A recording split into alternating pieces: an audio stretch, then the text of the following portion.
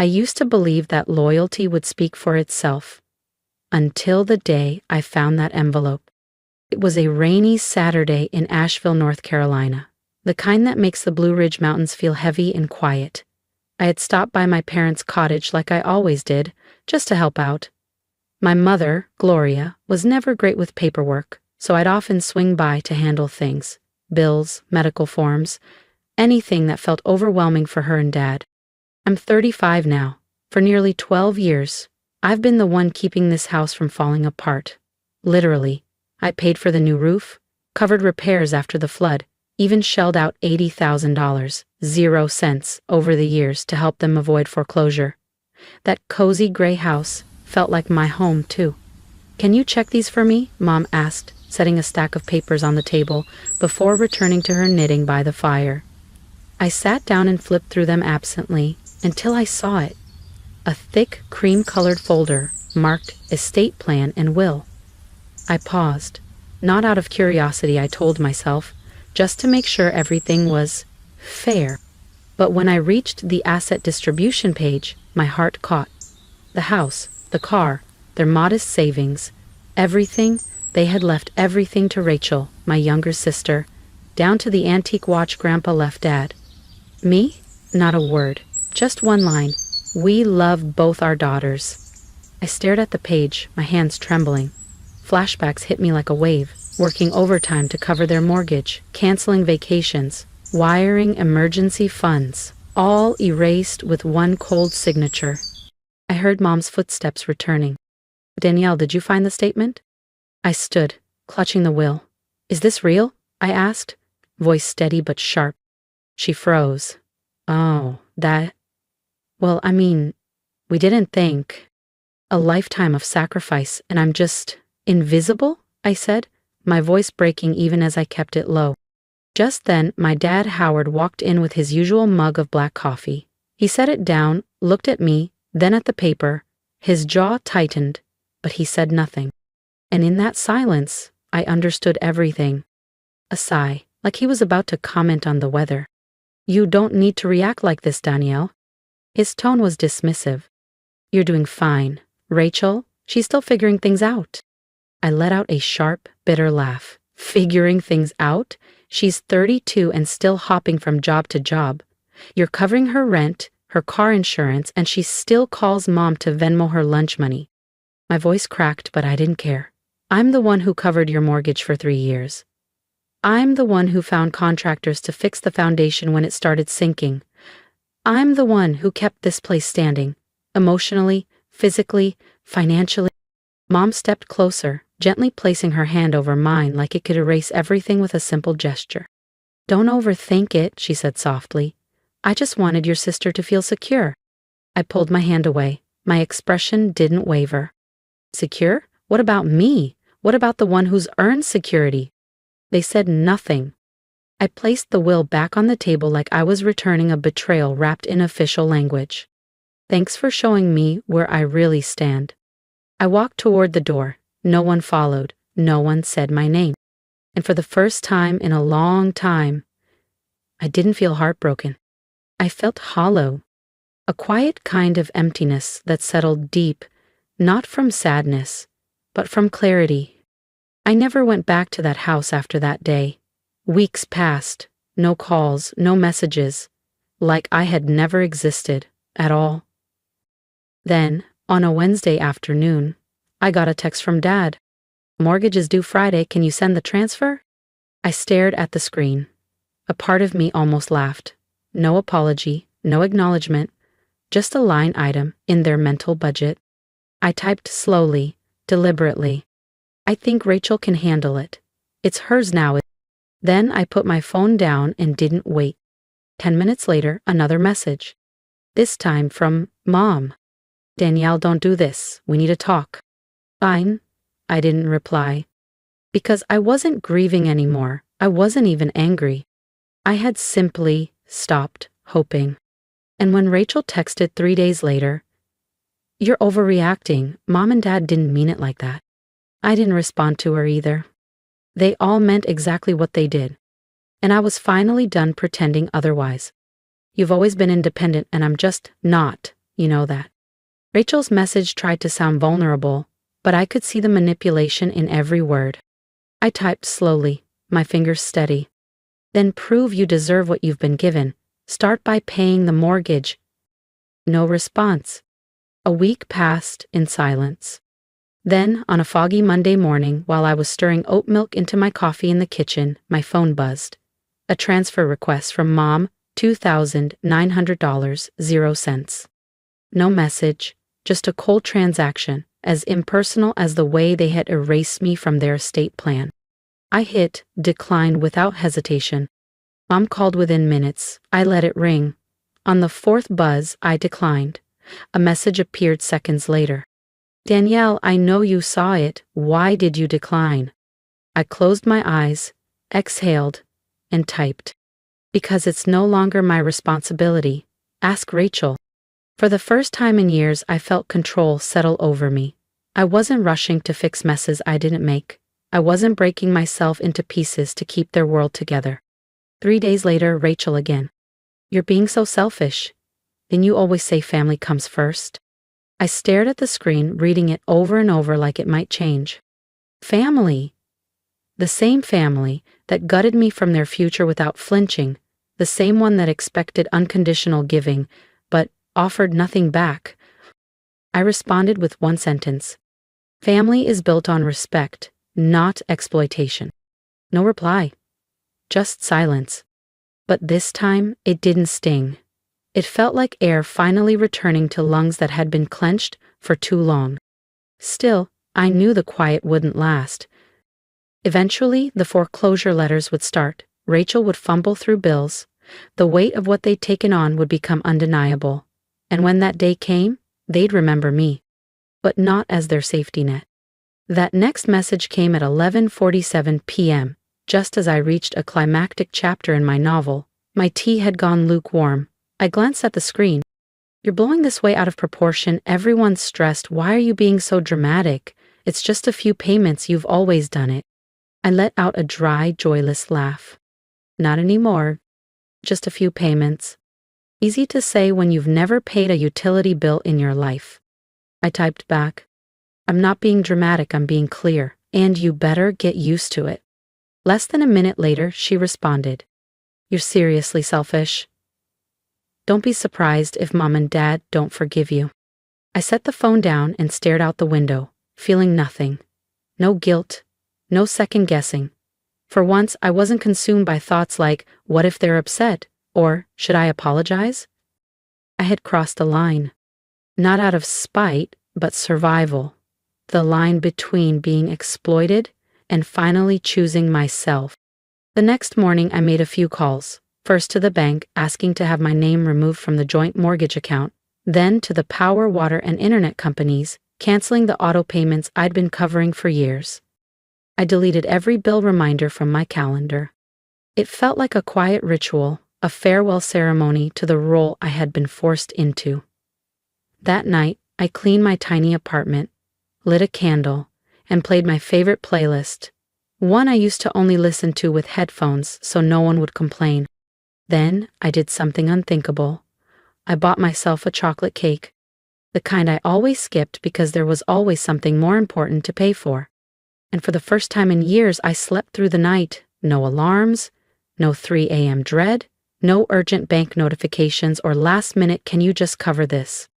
I woke up light, free. I even enrolled in an online art class I had dreamed of taking for almost a decade. And just as I started to feel life settling into place, the cracks in their foundation came calling. Early that week, my mom, Gloria, called. I didn't answer. A text followed. Danielle, we need to talk. Your sister doesn't know how to pay the internet bill. Can you help? I ignored it. 2 days later, the landline's cut. She says she can't log in. I don't know what to do. I opened my old household notebook, the one where every login, password, and billing cycle was meticulously written, the one they never touched. Then I closed it, slid it back into the bookshelf, and walked away. I wasn't their assistant. I wasn't the fixer anymore. 3 days later, a new message from Rachel. Are you kidding me right now? The power's about to be shut off. I smiled. Then I put my phone on silent. Are you really going to let that happen to our family? Rachel's message blinked on my screen. I replied with one sentence. No. I'm just letting everyone take responsibility for their own choices. Silence, again. Days passed. Then, on a quiet Thursday morning, my phone rang. The number wasn't familiar, until I answered. Danielle, it's Mrs. Larimore, from next door, to your parents, 22 years now. I straightened slightly in my chair. Your mom asked if I knew anyone selling houses. I don't think they're managing very well anymore. My stomach sank, but I kept my voice level. Thank you for letting me know. After the call ended, I didn't cry. I didn't smile either. I just sat by the window and watched the morning light spill across my porch. The air smelled like fresh pine and distant rain, and for the first time in my life, I wasn't drowning in guilt. I had stepped off the hamster wheel, and I wasn't getting back on. Then, on Monday, another unexpected message popped up. From Mr. Whitley, another neighbor. Danielle, is everything all right with your folks? Gloria asked me what day it was. She seemed confused, said she thought the foreclosure letter was a mistake. But it's real. So, it had happened. 4 weeks since I stopped all support. 4 weeks for the house I had poured tens of thousands into to begin collapsing. An hour later, my mom called. I didn't answer. Then the message came. Danielle, please, we really need you right now, it's serious. I stared at it, my chest tightened, but not from guilt, from exhaustion. I once thought this moment would feel like justice. It didn't, just weariness in my bones, the kind that comes from years of thankless effort. I said nothing. 2 days later, Rachel showed up at my apartment. She looked like she hadn't slept. Hoodie wrinkled, hair pulled back in a messy knot, documents clutched in her arms. Please, I just need 5 minutes, she said breathlessly. Just 5. I crossed my arms and leaned against the doorway. My voice was flat. You here to ask for money? No, she said quickly, voice cracking. I need help talking to the bank. I don't understand what they're saying. I'm overwhelmed. Rachel's voice cracked. I tilted my head slightly. What about the inheritance you got? I asked it lightly, like I was talking about the weather. She looked down, eyes darting to the floor. It's tied up in an investment portfolio. If I pull it out now, there's a penalty. I didn't think it would spiral this fast. I raised an eyebrow. Yet you signed for everything without hesitation. They said it was all set, she mumbled. Mom and Dad made it sound like they had everything under control. I folded my arms. You didn't think, exactly, like always. Rachel didn't respond. The hallway felt too quiet. I stepped outside and gently closed the door behind me. This is the lesson you need to learn, I said, my back still turned. Everyone stumbles, but if someone's always there to catch you, you never learn how to land on your feet. You're really going to let them lose the house? I'm not letting anything happen, I said, walking away. They made their choices. Now they live with them. 3 days later, at a networking event at the Asheville Arts Center, I bumped into Ben, an old classmate who'd become a well-known real estate agent in town. I was just about to tell him about the new photography series I'd started, when his eyes widened. Hey, is your parents' place on Vine Street? I nodded. Someone from my office flagged it. They're trying to offload it fast. House needs a lot of work, high foreclosure risk. I gave a calm smile. I'm fine. I guess they're not. He hesitated like he wanted to say more, but just gave a slow nod. That night, back home, I opened my laptop and saw an email from a nonprofit I'd volunteered with in college, Mountain Aid Legal Services. They were launching a mentorship program for seniors navigating housing debt. I read it twice, then smiled. Life really did come full circle. I started the application, not for my family, for me. To use what I had endured, what I had finally walked away from, to help someone else avoid the same trap. Saturday afternoon, I returned from teaching a photography workshop, expecting nothing more than a quiet evening with a cup of chamomile. Parked outside my apartment, a silver minivan I hadn't seen in years.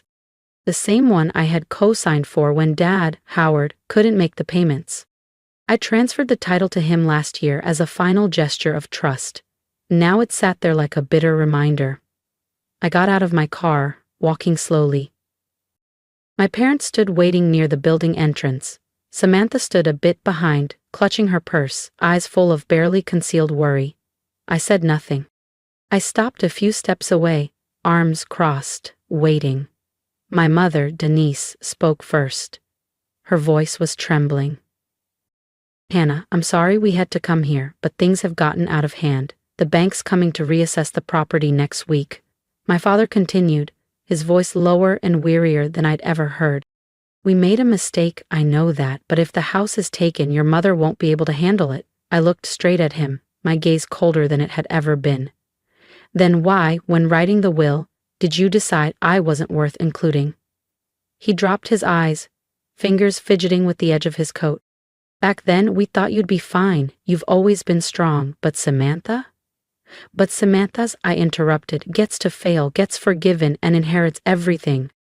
I turned to face my sister. She pressed her lips together, said nothing. No denial, no excuse. "I gave away my youth," I said, my voice quiet but every word sharp, "without conditions, and in return I got disregard. And the assumption that Hannah will take care of it. I'm not in that role anymore." My mother's tears fell. "We didn't know it would come to this. Can't you help? Just a little, just for a few months until things stabilize." I shook my head, a breeze in my chest sweeping away years of obligation. "I'm not saying no because I can't help. I'm saying no because if I do, everyone will go right back to believing they never need to change." Samantha finally spoke, her voice small and broken. "I didn't realize it would get so complicated. I thought it just needed time. I didn't think you'd walk away so fast." I looked at her for the first time in weeks. "I didn't walk away fast," I warned. "I waited, I hoped, but our family chose to ignore all of it." "So this is really the end?" my mom whispered, tears still fresh on her cheeks. I looked at her, the woman who once rocked me to sleep, who I'd brought medicine to, taken to the ER, cooked for after my dad retired. And I saw, clearer than ever, the line between blood and actual love. "I didn't end this," I said. "It ended the moment you decided who deserved to be named and who didn't." No one said a word. The late autumn wind whistled through the bare branches overhead, carrying a chill that not even the thickest coat could shield against. I stepped up onto my porch, pulled out my keys, and unlocked the door. Before going inside, I turned around one last time. "I hope you find your way," I said calmly, "but I'm no longer the lifeline for this family." My eyes landed on Rachel. "If you truly want to grow up, this is your moment. I've stepped off the merry-go-round. It's your turn now." And with that, I walked inside and closed the door. The latch clicked softly behind me, sealing off years of obligations I never agreed to carry. Their footsteps faded into the wind. I stood in the quiet of my living room, afternoon light cutting long, golden lines across the floor. No tears, no sadness. Just peace. I thought that final confrontation would be the end, that they would retreat into silence, maybe even reflect, out of pride if not shame. But I had overestimated the self-awareness of people who had never been forced to rely on themselves. A week later, a message came from Olivia, one of the lead coordinators at the Arts Center. "Danielle, are you on Facebook? You should check your mom's page. She's saying things." My fingers hesitated slightly as I typed Gloria Matthews into the search bar. Her timeline was plastered with flower photos, Bible verses, and vague inspirational quotes. But then I saw it. A photo of their house, and a post beneath it. It's devastating when your own daughter turns her back on you, refuses to help her sick, aging parents in their time of need, after everything we gave her. 87 shares. The comments were a mess of prayers, sympathy, and strangers calling me heartless. Scrolling further, I found a post from my dad Howard. "We thought Danielle loved her family, but when we needed her the most, she walked away. The house is slipping away and she acts like it's none of her concern." And finally, Rachel. A smug caption under a selfie. "Funny how some people are kind only when they're the ones in control, but the moment you ask for real help, silence." That's today's version of strong, I guess. I gripped my phone. Not in rage, not in disbelief, but in exhaustion. When guilt didn't work on me anymore, they switched to public shaming. But they forgot one thing. I no longer needed their version of love. I wasn't silent anymore. That night, I powered up my laptop, logged into my Facebook account, the one I hadn't touched in years, and clicked Create Post. No background colors, no filters, just black text on white, but every word carried weight. Since my family has chosen to share a one-sided version of events, here's the truth from my side. I attached a photo of the will, Rachel's name, and only Rachel's, listed as the sole beneficiary. Then, screenshots of 3 years of mortgage payments, utility bills, and insurance. All under my name. Finally, I posted the last message I received from my mother. Danielle, the mortgage is due. Can you transfer 2,900 cents by Friday? I ended the post with one sentence. My silence wasn't consent. I was just waiting for the right moment to tell the truth. This is that moment. 10 minutes later, the first comment appeared. Danielle, you seriously did all this? I had no idea. Then another. You've always been one of the kindest people I know. Don't let anyone rewrite your story. People started sharing the post. Some had known my parents. Others had watched Rachel's showy lifestyle from a distance. I always thought Rachel lived a little too fast and easy. Now I get why. No one should be treated like that by their own family, especially not someone who sacrificed like you did. My post didn't go viral. It didn't need to. It resonated because it was real. 2 days later, Gloria deleted all her posts. Howard deactivated his profile. Rachel changed her profile picture to a black and white tulip, her signature melodramatic move when life stopped going her way. I didn't reply. I didn't post again. I just sat in my apartment that evening, the rain tapping softly on the windows, and let the stillness settle in. For the first time in years, I felt something close to justice. I didn't need apologies. I didn't need explanations. I just needed it to stop, and finally, it did. They realized something essential, that I wasn't their safety net anymore. One post. That was all it took to end the cycle of silence I had been forced into. Since then, I haven't heard a single word from Mom, Dad, or Rachel. The quiet that followed wasn't filled with expectation. It was filled with finality. Not the silence of being ignored, but the silence of being free. I began to live. Every Monday morning, I walked to the Asheville Arts Center with a sense of purpose I hadn't felt in years.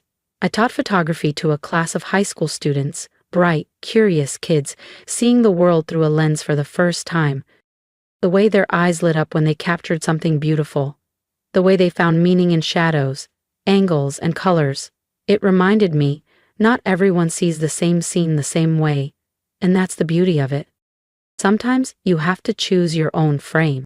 In the evenings, I took a part-time video editing course downtown, something I'd always wanted to try, but had shelved endlessly because someone always needed me more. Now, no one needed me, and I had never felt more free. I started going on long evening walks, not because I was clearing my head, but simply because I could. I baked lemon scones on Sundays. I posted pictures on Instagram without second-guessing how fake or showy someone might call them. I made new friends, people who knew me for me, not the fixer, not the dependable daughter. Just Danielle. And while I was learning how to breathe again across town, the house on Vine Street started popping up on local real estate listings.